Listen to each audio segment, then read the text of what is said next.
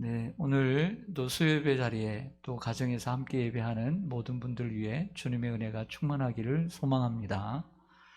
오늘 함께 살펴볼 하나님의 말씀 시편 113편입니다. 사람들은 시 한 편도 어디에 나가서 동호회에 나가서 시 한 편도 깊이 공부하는 것도 대단한 것으로 생각합니다. 그런데 우리 성도들은 하나님의 이 말씀인 시편을 한 편 한 편 살펴보는 것을 정말 나가서 시 한 편 공부하는 것보다 더 소중히 여기는지 우리 자신을 한번 돌아봅시다. 세상 사람들은 시 한 편 외우려고 하고 어떻게든지 그가 내 것으로 만들어서 써먹으려고 하고 한번 유식한 척 한번 자랑하려고 하는 마음도 있지 않겠습니까? 혹은 그 시를 가지고 순전한 마음으로 자기 마음의 위로가 되려고 하는 사람도 있지 않겠습니까? 하물며 하나님의 말씀인 이 시편이 그 세상의 어떤 시보다 못하겠습니까? 우리가 하나님의 말씀을 소중히 여기는 마음에서부터 하나님의 은혜가 우리에게 임하는 줄로 믿습니다. 시편 113편은 111편과 그리고 112편과 함께 나란히 할렐루야 시편이라고 말씀을 드렸습니다. 그래서 여러분들 성경을 보시면 111편을 보시면 무엇으로 시작을 하죠? 할렐루야로 시작을 합니다. 그럼 112편도 무엇으로 시작을 하죠? 할렐루야로 시작을 합니다. 그런데 113편도 자세히 보면 무엇으로 시작을 합니까? 그런데 앞에 두 개의 시편과 다른 점이 있습니다. 뭘까요? 앞에 두 개는 할렐루야로만 시작을 했지만 오늘 113편은 할렐루야로 시작해서 끝도 할렐루야로 마치 마침표를 찍듯이 할렐루야 시편의 마지막 시편인 것을 보여주고 있습니다. 할렐루야란 제가 말씀드린 것처럼 여호와를 찬양하라는 히브리어입니다. 그래서 할렐루야의 그 글씨를 보면 할렐이라는 말과 어떤 찾아 보면 알렐 이렇게 하잖아요. 할렐루야, 알렐루야. 발음상의 문제지 할렐과 알렐은 같은 것입니다. 할렐이라는 말은 찬양이라는 말입니다. 찬양. 할렐은 찬양이다. 그리고 할렐루야에서 여기 루라고 발음되는 히브리어 우는 명령형 접속사입니다. 그래서 뭐뭐 하라는 뜻을 가지고 있고요. 그래서 할렐루야는 사실은 그 순복음 쪽에서는 그 하나님을 발음할 때 고 조영기 목사님의 발음을 많이 따라서 야훼라는 말을 많이 씁니다. 그런데 일반적으로는 우리가 여호와라는 말을 쓰는데 사실은 야훼나 여호와나 다르진 않습니다. 똑같습니다. 사실 그래서 발음상은 야훼로 발음해도 문제가 없습니다. 그래서 야훼 여호와의 할렐루야의 야는 야훼 하나님의 축약형입니다. 그러니까 하나님을 가리키는 단어인 것이죠. 그러니까 우리가 엘만 하나님을 가리키는 것이 아니라 야훼의 야, Y, A, H라고 하는 이 야라는 것이 하나님을 가리키는 거죠. 그래서 할렐은 뭐라고요?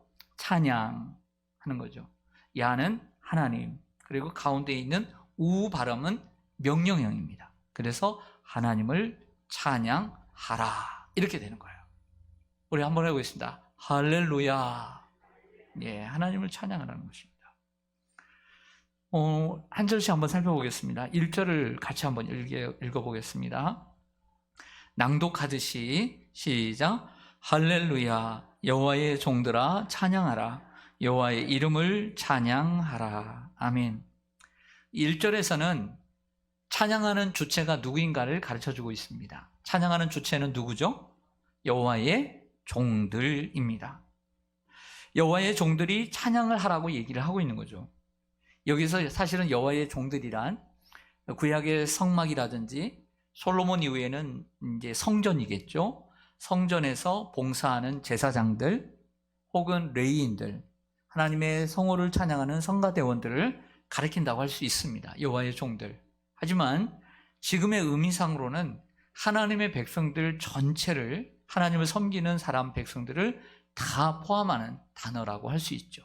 왜냐하면 우리 하나님 백성들은, 하나님 섬기는 사람들은 누구나 예외 없이 하나님을 찬양해야 될 책임과 의무가 있기 때문입니다. 그리스도인이 된 이상 우리는 하나님을 찬양해야만 하기 때문인 것이죠. 그래서 1절은 찬양의 주체가 누구인가를 가르쳐주는 절이라고 할 수 있습니다. 여호와의 종들. 2절을 볼까요? 같이 읽겠습니다. 시작. 이제부터 영원까지 여호와의 이름을 찬송할지로다. 아멘. 자, 이 구절에서는 이제부터 영원까지라고 하는 단어를 좀 공부할 필요가 있습니다. 이것은 우리가 하나님을 찬양하는 시간을 지정해주고 있어요. 우리가 언제까지 하나님을 찬양해야 될까요, 여러분? 네. 여러분들이 하나님을 가장 뜨겁게 찬양했던 때가 언제인가요? 젊은 때인가요? 아니면 첫사랑으로, 하나님과의 첫사랑이 참 뜨거울 때, 그때 정말 목이 터지도록, 목이 쉬도록 불렀는데 요즘은 점잖해져 가지고 그럴 수도 있고, 나이가 들어서 그럴 수 있을 것입니다. 하지만 우리가 하나님을 찬양하는 기간, 시간은요, 이제부터, 우리가 예수님을 구주로 영접한 시간부터 영원토록 하나님을 찬양해야 될 줄로 믿습니다. 영원토록. 그래서 어떤 찬양의 기자는 뭐라고 얘기합니까? 내 평생 사는 동안, 이렇게 고백을 하고 있습니다.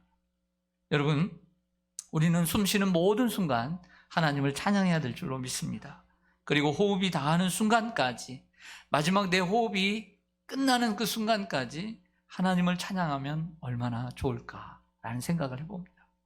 여러분, 우리가 마지막 순간, 정말 이 세상을 떠나는 순간, 숨이 탁탁 떨어지는 순간까지 하나님을 찬양한다면 얼마나 아름다운 인생이 되겠습니까? 여러분, 10대, 20대의 젊은 시절에만 하나님을 찬양하는 것이 아니라 중년의 때에도, 노년의 때에도, 말년에도 하나님을 찬양하며 살아야 될 줄로 믿습니다. 우리가 찬송가 314장을 한번 열어보겠습니다. 찬송가 314장을 보면 그런 가사가 있습니다. 참 의미 있는 가사라고 생각을 해요. 찬송가 314장을 보면 내 구주 예수를 더욱 사랑, 엎드려 비는 말 들으소서. 내 진정 소원이 내 구주 예수를 더욱 사랑, 더욱 사랑. 그러면서 3절을 보시면요, 이 세상 떠날 때 뭐하고요? 찬양하고, 숨질 때 하는 말 이것일세. 주님 사랑합니다. 마지막 이 세상을 떠날 때까지 내가 찬양하고, 숨질 때 내가 하는 말, 내가 주님을 사랑합니다. 이렇게 고백하는 찬양입니다. 우리 3절만 한번 찬양해 보겠습니다. 이 세상 떠날 때 찬양하고, 숨질 때 하는 말 이것일세. 다만 내 비는 말 내 구주 예수를 더욱 사랑, 더욱 사랑.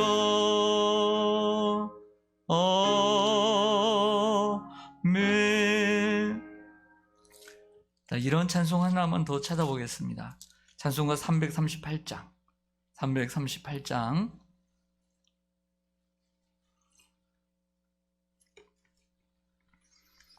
우리가 참 좋아하는 찬송인데요. 이 찬송도 마찬가지로 정말 우리가 어느 때까지 하나님을 찬양해야 되는지 잘 보여주는 찬송입니다. 내 주를 가까이 하게 하면 십자가 짐 같은 고생이나 내 일생 소원은 늘 찬송하면서 주께 더 가기를 원합니다. 그리고 2절 하반절에도 보면 꿈에도 소원이 뭐하면서? 늘 찬송하면서.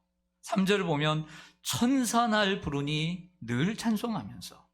또 마지막 4절에는 뭐라고 돼 있어요? 숨질 때 되도록 늘 찬송하면서. 우리 같이 찬양해 보겠습니다. 내 주를 가까이 내 주를 가까이 하게 함은 십자가 짐 같은 고생이나 내 일생 소원을 늘 찬송하면서 주께 더 나아가기 원합니다. 4절입니다. 야곱이 잠깨어 일어나루 돌단을 쌓은 것 본받아서 숨들 때 되도록 늘 찬송하면서 주께 더 나아가기 원합니다.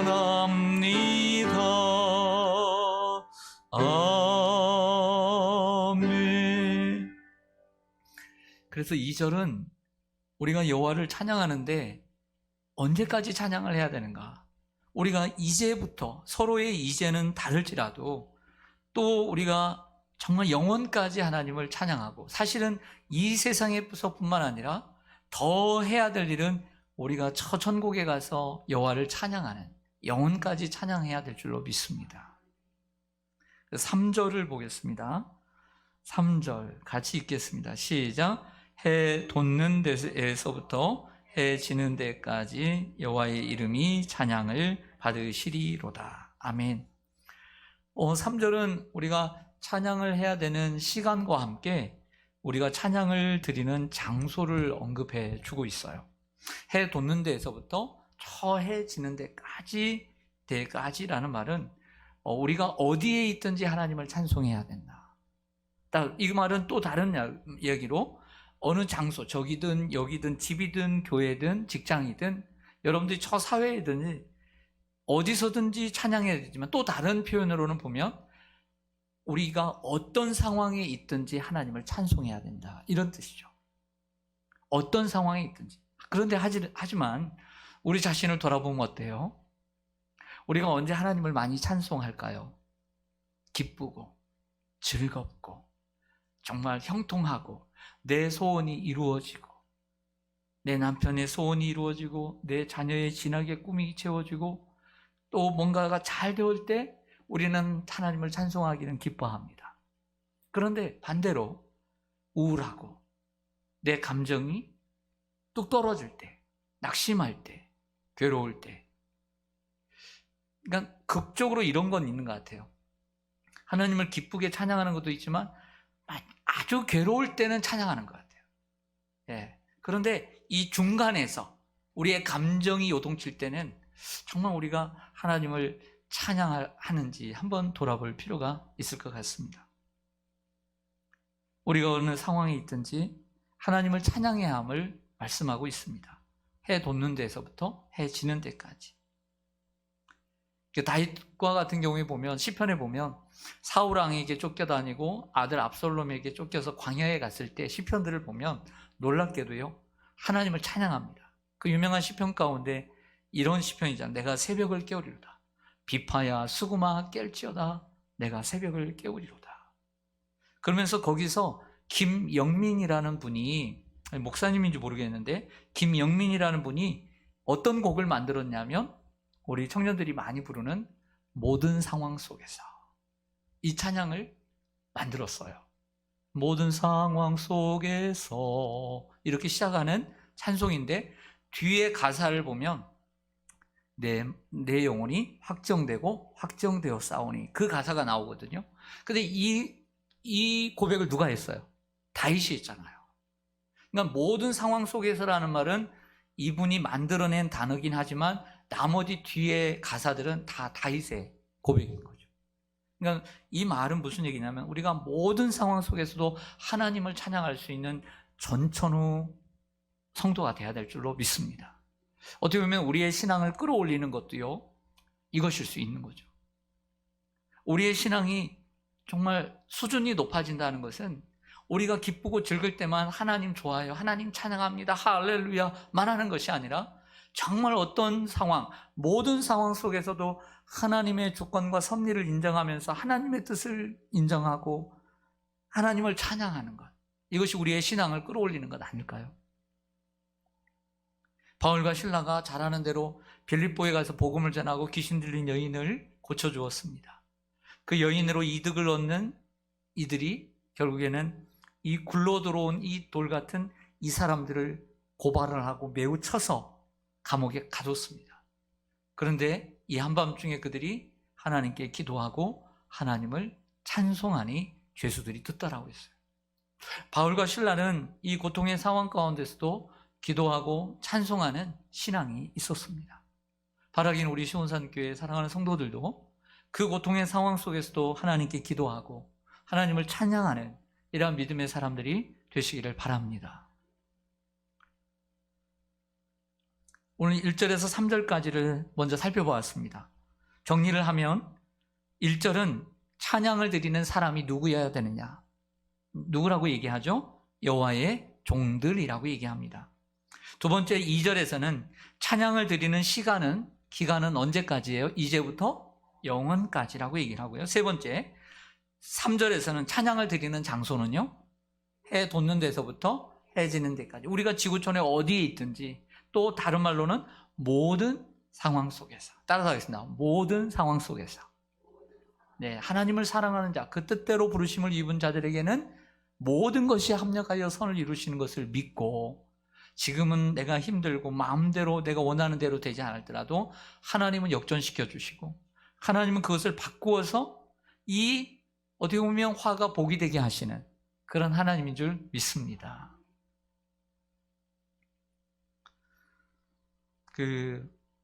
저희 둘째가 휴가를 나왔잖아요. 그래서 휴가를 나와서 휴가를 잘 못 나온다고 아주 그냥 꽉 차게 신청할 수 있는 대로 신청을 다 하고 왔어요. 다음에 이제 또 잘 못 나온다고, 잘했다고 그랬습니다. 처음에는 원래 100일 휴가가 3박 4일이거든요. 저 초대도 3박 4일이 나왔는데 요즘 우리 부목사님이 그러는데 요즘 애들 하는 얘기로 첫 휴가 3박 4일이 처음에는 모르는데 딱 지나고 나면 3.4초래요. 3.4초. 그래서 저는 처음에는 에이 무슨 3.4초야.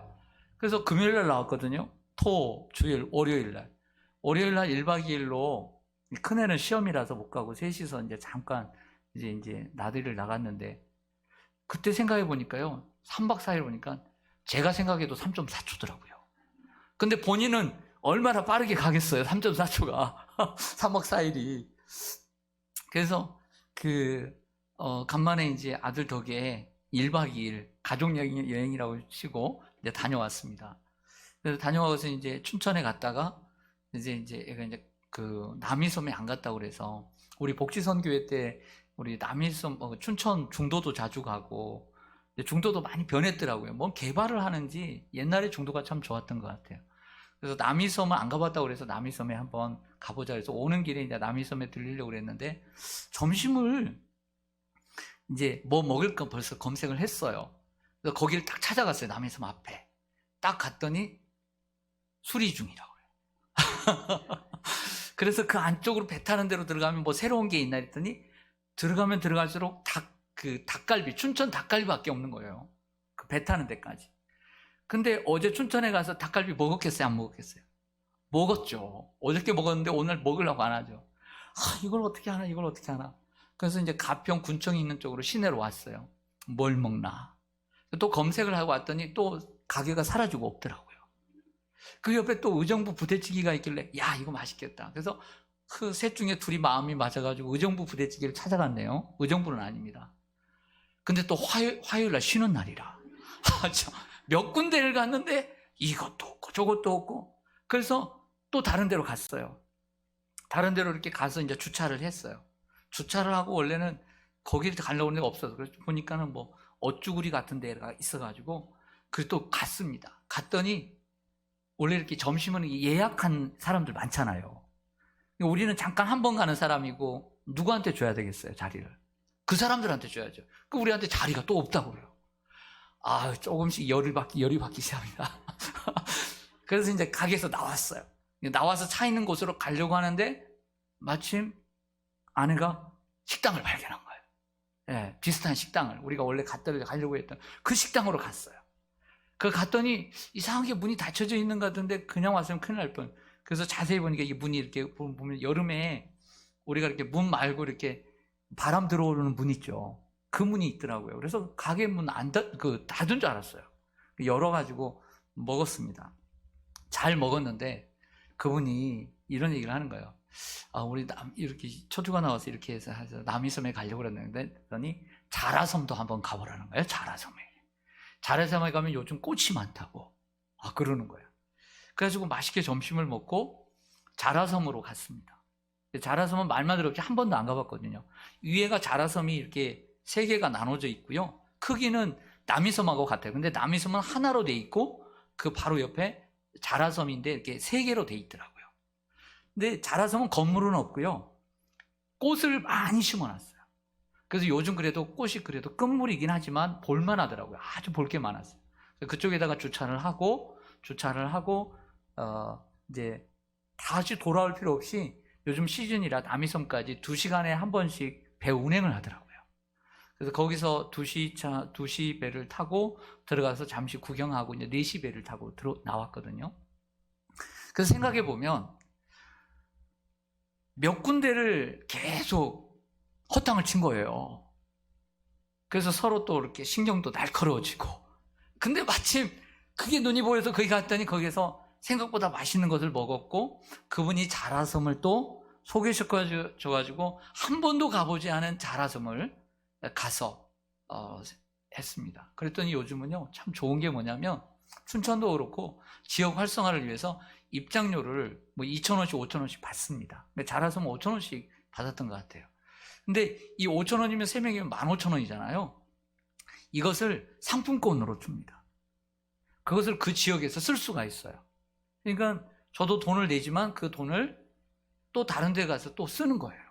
이런 지역 상품권으로 해서 쓰고 왔습니다. 생각해 보면 왜 내 일이 이렇게 안 풀리지?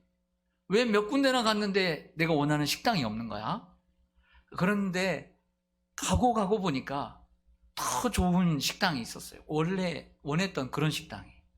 그리고 거기서 자라섬까지 소개를 받고 만약 거기 가지 않았다면 저희 같은 경우는 똑같이 재미없는 또 남이섬만 또 갔다가 왔을 텐데 자라섬이라는 곳을 가고 있어요. 그래서 여러분들 혹이라도 꽃피는 계절이 간다면 가평에 남이섬만 가보신 분이라면 꽃피는 계절에는 바로 그 위에 차를 몰고 자라섬이라는 곳에 가셔서 꽃 구경을 좀 하셨으면 좋겠다라는 생각이 듭니다.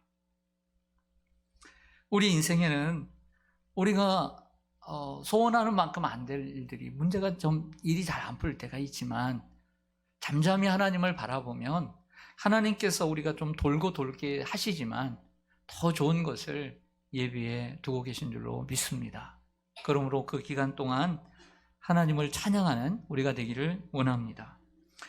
그런데 이 3가지가 중요하지만 여기까지의 중심 주제는 그것일 수도 있지만 더 중요한 게 있습니다. 그것은 찬양의 대상입니다. 그것은 여호와의 이름인 것이죠. 여러분 다시 한번 성경을 한번 보시죠. 1절에 보면 할렐루야 여호와의 종들아 찬양하라. 그 다음에 누구를 찬양하라 그래요? 여호와의 이름. 2절 보시면 이제부터 영원까지 누구를 찬양하라? 이름을 찬양하라. 또 3절에도 보면 해 돋는 데에서부터 해 지는 데까지 누구의 이름이 찬양을 받으시로다.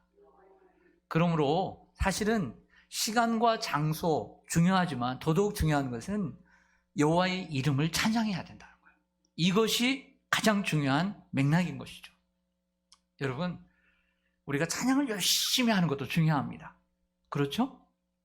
예쁘게 하는 것도 멋있게 하는 것도 참 중요합니다. 노래를 잘하는 사람들 TV에서 보면 정말 은혜스럽다. 역시 찬양이 좋구나.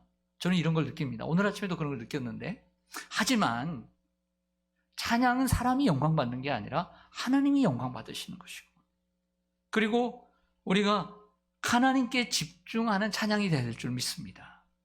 하나님께 집중하는 찬양이 되어야죠. 하나님께 집중하는 찬양.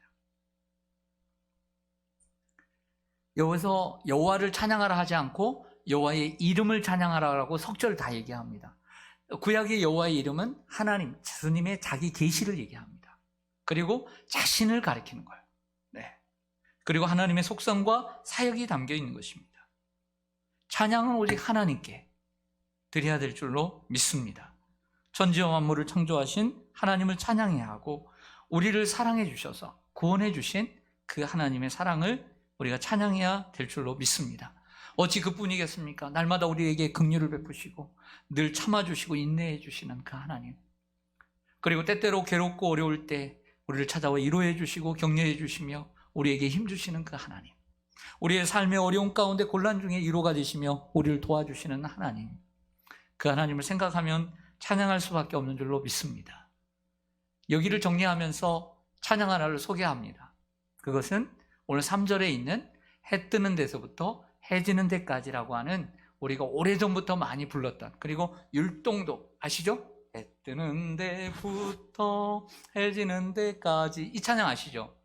율동도 같이 했던 이 찬양이 1절, 2절, 3절만을 가지고 완전히 그 안에서 용해해가지고 아주 멋지게 만들어진 찬양입니다. 이것도 한번 찬양해볼까요? 네, 한번 해보죠. 안 돼요? 네. 해 뜨는 데부터 해 지는 데까지 주 이름 찬양 받으리. 네. 명반주자인데 오늘 사용하겠답니다. 해 뜨는 데부터 해 지는 데까지 주 이름 찬양 받으리.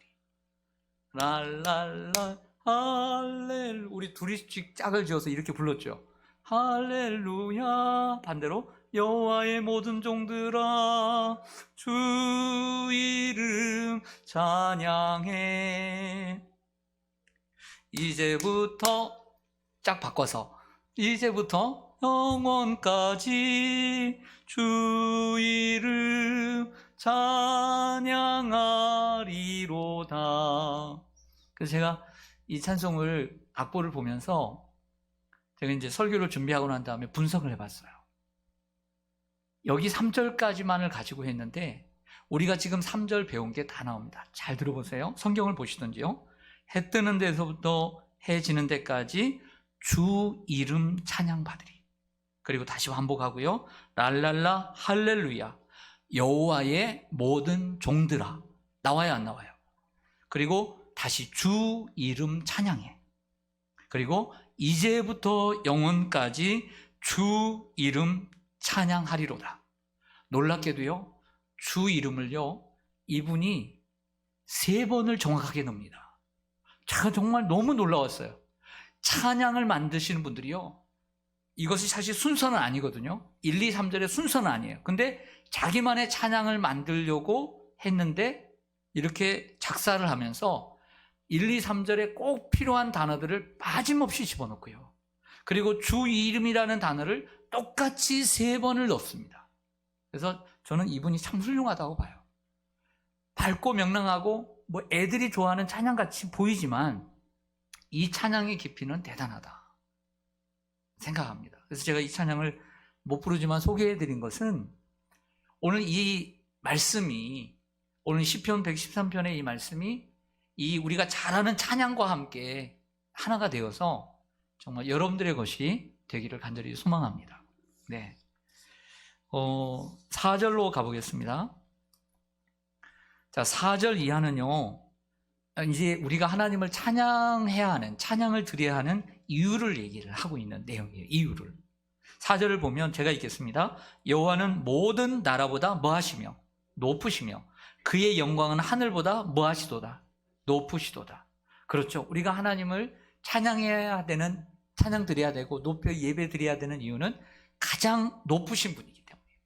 저 하늘보다도 높고 이 세상의 어떤 사람보다도 높으신 분인 줄로 믿습니다.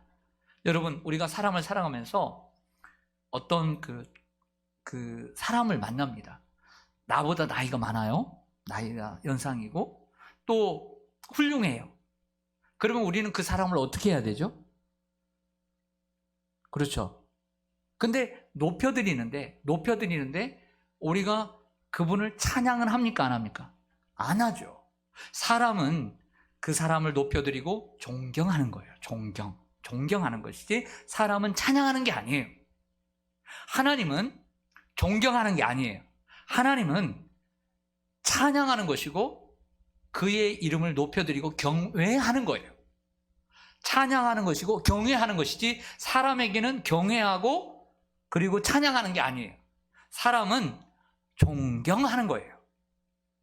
우리가 높으신 분이 있으면 대통령, 우리보다 훌륭한 분 존경해야죠. 선생님, 아버지, 어머니 존경해야 되죠. 그러나 찬양하는 게 아니에요. 그러나 하나님은 찬양하고 예배하고 경외해야 될 줄로 믿습니다.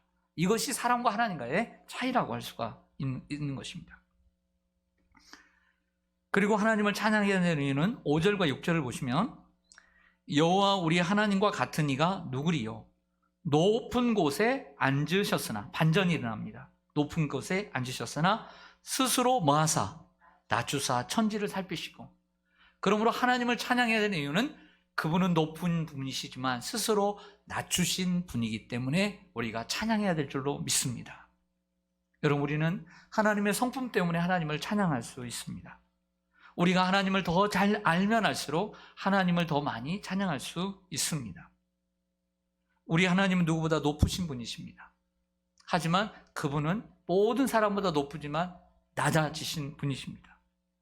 우리 빌립보서 2장 5절을 한번 찾아볼까요? 잘 아는 말씀이지만 다시 한번 그래도 한번 익힌다 생각하시고 빌립보서 2장 5절 이하입니다. 신약성경 319쪽입니다. 빨간 쪽 색인 319쪽.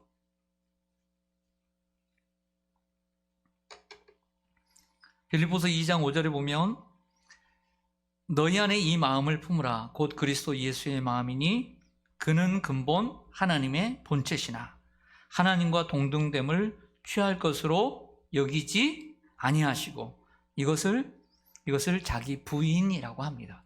자기 부인, 자기 부정 아니라고 하는 것이죠. 7절에 보면 오히려 그런데 자기를 어떻게 했어요? 자기를 비워 종의 형체를 가지사 사람들과 같이 되었고 자기 비움이라고 합니다. 있는 걸 비웠어요. 8절에 보면 사람의 모양으로 나타나서 자기를 낮추시고 죽기까지 복종하셨습니다. 자기 비하라고 합니다. 낮추신 것입니다. 자기 비하. 그리고 그 십자가에 죽으심이라. 그리고 완전한 복종을 이루셨습니다. 우리 한번 이 귀한 이 비하 기독론이라고 하는 이 말씀을 5절부터 11절까지 한번 같이 읽겠습니다. 외우신 분들은 외우셔도 좋습니다. 시작.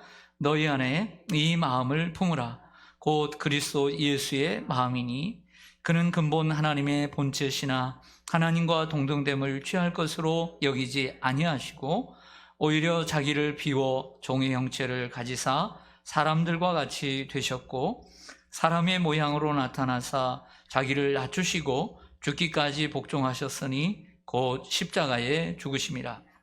이러므로 하나님이 그를 지극히 높여 모든 이름 위에 뛰어난 이름을 주사 하늘에 있는 자들과 땅에 있는 자들과 땅 아래에 있는 자들로 모든 무릎을 예수의 이름에 꿇게 하시고 모든 입으로 예수 그리스도를 주라 시인하여 하나님 아버지께 영광을 돌리게 하셨느니라. 아멘. 우리 주님이 우리를 구원하시려고 저 높은 하늘의 영광을 다 버리고 자기를 부정하고 자기를 부인하고 자기를 비하시켜서 낮아지셔서 이 땅에 오셔서 우리를 구해 주셨습니다. 자신의 목숨을 내어주심으로. 그러므로 우리가 그 주님을 찬양해야 될 줄로 믿습니다. 다음으로 하나님은 높지만 스스로 낮추신 분에게 찬양했지만 이번에는 낮은 자를 높여주시는 하나님이기 때문에 찬양해야 된다라고 마지막에 얘기합니다. 7절부터 보겠습니다. 다시 돌아가서요. 마지막입니다. 이제 시편 113편 7절부터 9절 제가 읽겠습니다. 가난한 자를 먼지 더미에서 일으키시며 궁핍한 자를 거름더미에서 들어 세워 지도자들 곧 그의 백성들의 지도자들과 함께 세우시며 또 임신하지 못하던 여자를 집에 살게 하사 자녀들을 즐겁게 하는 어머니가 되게 하시는도다. 할렐루야. 아멘. 그래서 이 시인은 스스로 낮아지신 주님이기 때문에 찬양하고, 하나는 낮은 자를 높여주시는 하나님이시기 때문에 찬양해야 된다라고 얘기를 하고 있습니다. 여러분들 이 본문을 읽다 보면 생각나는 여인이 있습니다.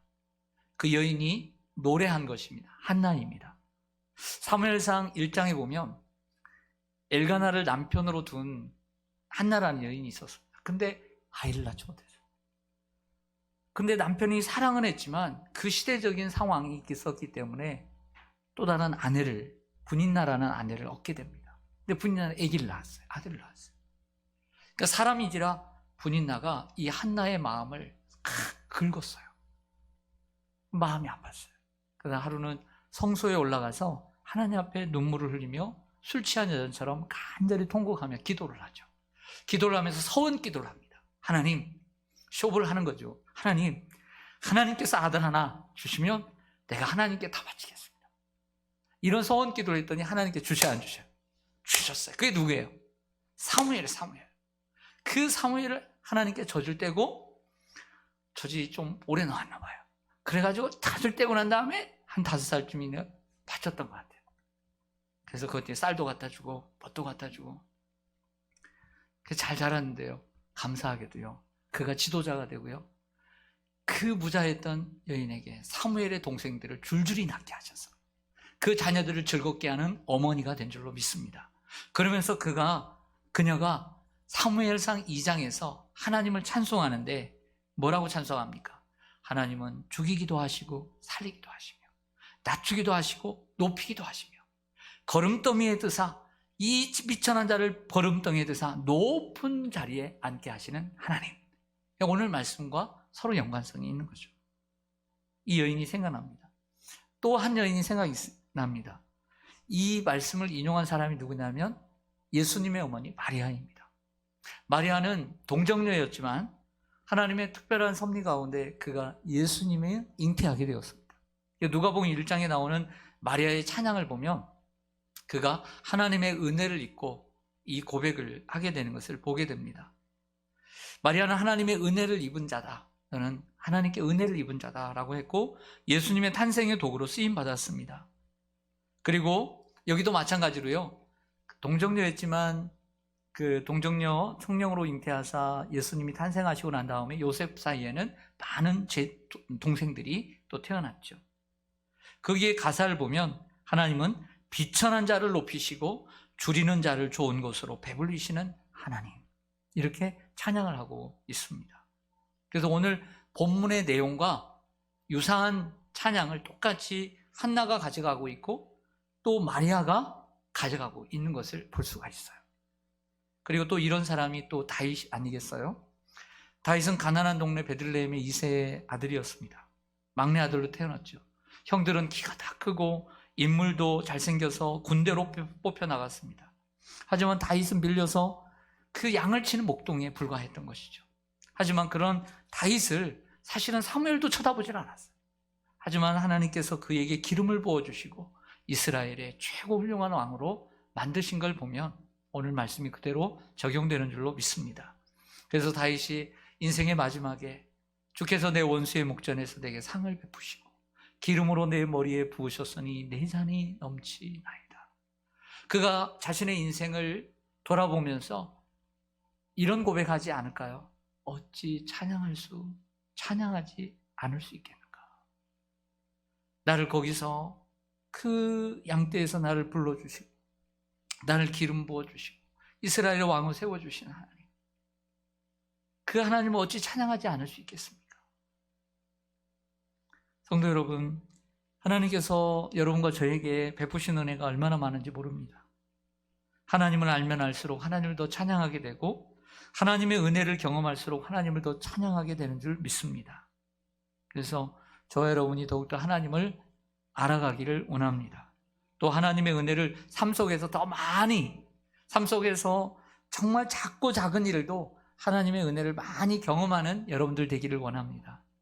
그래서 하나님을 찬양하는 여호와의 종들이 되기를 바랍니다. 두 번째, 이제부터 영원까지 이 땅에서는 내가 숨쉬는 마지막 한숨이 남아있는 때까지, 아니 영원토록 천국에 가서도. 세 번째, 우리의 모든 상황 속에서 해 뜨는 데서부터 해 지는 데까지 늘 하나님을 찬송하는 사람이 될 수 있도록, 즐겁고 행복할 때만 하나님을 찬양하는 사람이 아니라 정말 바울과 실라처럼 고통의 상황 속에서도 하나님을 찬양하고, 욕과 같은 상황에서도, 아픔 속에서도 하나님을 인정하고 찬송하고 예배할 수 있는 그런 전천후 신자가 되기를 원합니다. 그래서 하나님이 여러분들을 사랑하시고 하나님이 여러분들을 기뻐하시고 누군가에게 막 자랑하고 싶어하는 이러한 귀한 하나님의 자녀들이 되시기를 주님의 이름으로 간절히 축원합니다. 아멘. 기도하겠습니다.